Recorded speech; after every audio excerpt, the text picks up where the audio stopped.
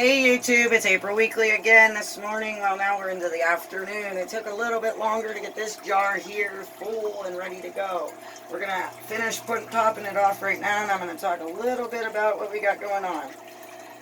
Okay, so me and Todd, while we are acclimating these fish, we decided this is how full it has to be for 15 more minutes. These are our small fry, if you just joined in. These are our older fry out of our 50-50 salt and freshwater setup over here. We have removed the older ones, so the babies in here. There's itty bitty babies in this tank. If you press the middle of the screen, it'll help zoom it in sometimes. There we go. But we got a male here. You can tell because he's actually got his black tip in his tail. There's some males coming out. I mean, these colors, guys, are going to be so bright that I wanted to preserve them. So what I did is I took the teenagers out of the tank. These were supposed to be my sale tanks. But what happened is I got too many 10s and not enough 20s. So when you get in this situation, you make up your mind. Do you want a sale tank or do you want your breeder tank?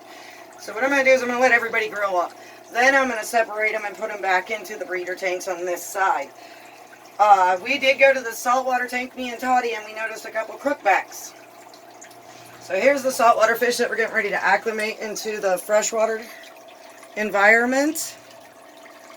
There's one with an indented head, and you get oddballs, and your decision making is, do you know of a kid, since she's healthy and she's not disturbed by being a crookback? Let me add some more water and we'll see if we can get a better image here.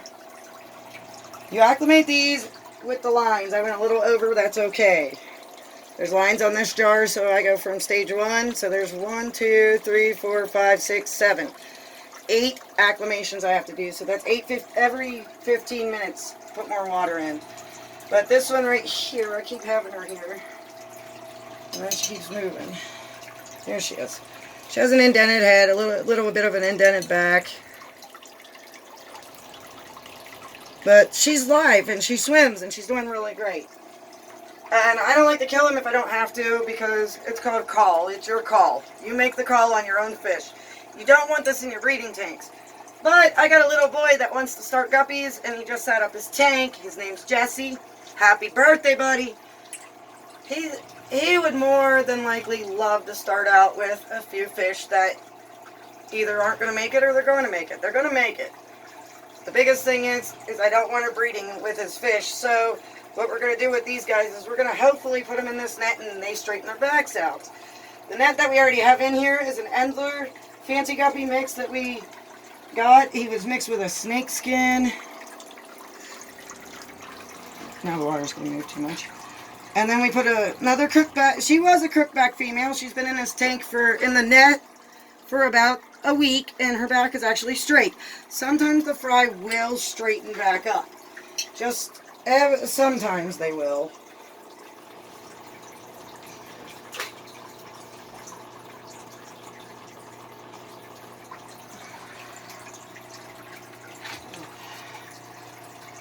Guppies are the hardest fish to get pictures of, an image of, or anything, because they like to go and splash everywhere. But yes, we're going to acclimate these the same way we acclimated these guys. But these guys are ready to go, so that's why Toddy kicked back on the camera. And we're going to check these little boogers out here. These guys are swimming more towards the freshwater than the salt right now. The salt is heavier, it sits more low. You can see kind of a gel look in the bottom, and the top's kind of a little bit more floaty. Stuff moves around a lot better, and it doesn't want to go to the bottom of the jar.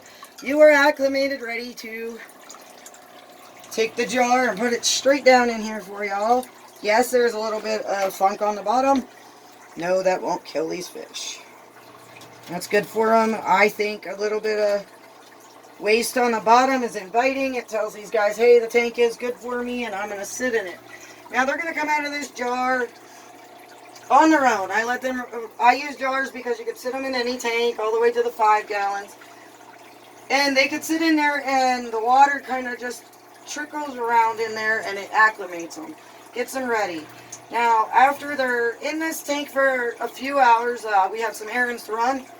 So after they're in this tank for a few hours, we'll go to moving them from the males from, well, the females are going into the female tank over here. which if you come over here, we have actually fry swimming on top of it. We changed the filter system a little bit today.